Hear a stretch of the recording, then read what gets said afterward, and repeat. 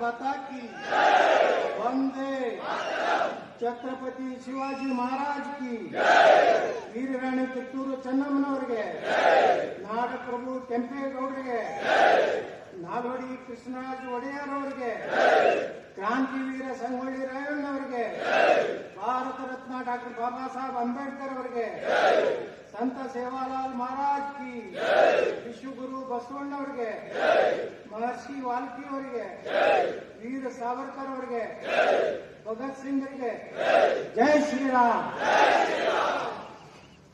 ಹಿಂದೂ ಪರ ಸಂಘಟನೆಗಳ ಒಕ್ಕೂಟದಿಂದ ಇವತ್ತು ಮದ್ದೂರು ನಗರದಲ್ಲಿ ಬಲಿದಾನ ದಿವಸ ಈ ಒಂದು ನಮಗಾಗಿ ತಮ್ಮ ಸರ್ವಸ್ವವನ್ನ ತ್ಯಾಗ ಮಾಡಿದಂತಹ ಭಾರತದ ಸ್ವಾತಂತ್ರ್ಯದ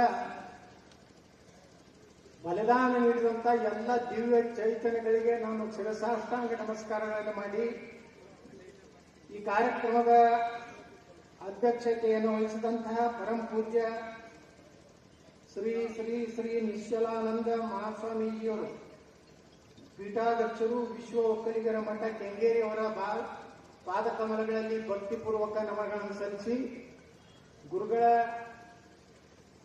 ಹಿಂದಿನ ಜಿಲ್ಲಾಧಿಕಾರಿಗಳಾಗಿ ವಿಶೇಷ ಜಿಲ್ಲಾಧಿಕಾರಿಗಳಾಗಿ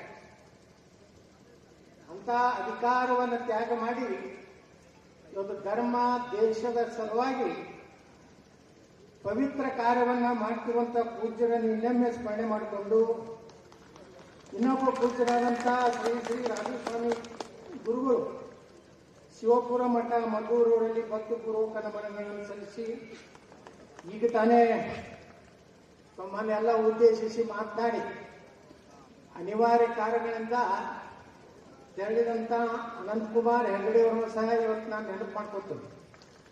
ಕರ್ನಾಟಕದಲ್ಲಿ ಒಂದು ವಾತಾವರಣ ತಯಾರಾಗಿದೆ, ಹವಾ ತಯಾರಾಗಿದೆ. ಬಸರಗೌಡ ಪಾಟೀಲ್ ಯತ್ನಾಳು, ಅನಂತಕುಮಾರ್ ಹೆಗಡೆ, ನಮ್ಮ ಪ್ರತಾಪ್ ಸಿಂಹ, ಸಿಟಿ ರವಿ, ಇವ್ರು ಎಲ್ಲಾರನ್ನೂ ಹಳ್ಳಿ ಅಧಿಕಾರ ಏನಾದ್ರು ಸಿಕ್ಕರೆ ಕರ್ನಾಟಕದಲ್ಲಿ ಕ್ರಾಂತಿ ಆಗ್ತದೆ ಅನ್ನೋ ವಿಶ್ವಾಸ ಇವತ್ತು ಇಡೀ ರಾಜ್ಯದ ಹಿಂದೂ ಕಾರ್ಯಕರ್ತರಲ್ಲಿದೆ. ಮೊದಲು ಸಭೆ ಮದ್ದೂರು ಈ ರಾಜ್ಯದ ಒಂದು ಗಂಡು ಮೆಟ್ಟಿನ ಸ್ಥಳ. ಯಾಕಂದ್ರೆ ಮದ್ದೂರನ್ನ ನಾವು ಒಪ್ಸ್ಕೊಂಡು ಬಿಟ್ರೆ ಕರ್ನಾಟಕವನ್ನು ಆಳ್ಲಿಕ್ಕೆ ಸಾಧ್ಯ ಅನ್ನುವಂಥದ್ದು ನನಗೆ ಗೊತ್ತಿದೆ.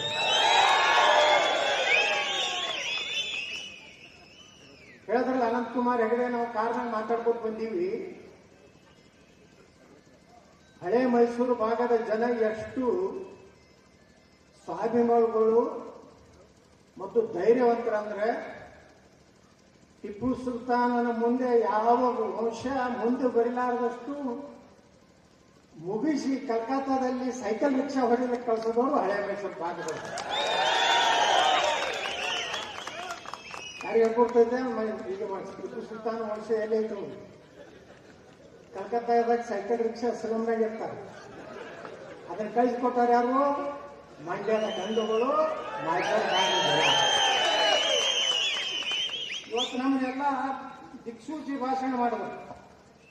ನಮ್ಮ ನಿತ್ಯಾನಂದ SP ಅವರು ಇಡೀ ಭಗತ್ ಸಿಂಗ್ರ ಜೀವನ ಬಗ್ಗೆ, ಅವರ ಸಾಹಸದ ಬಗ್ಗೆ, ಅವರ ಕುಟುಂಬದ ಬಗ್ಗೆ ಮಾತನಾಡಿದ್ರು.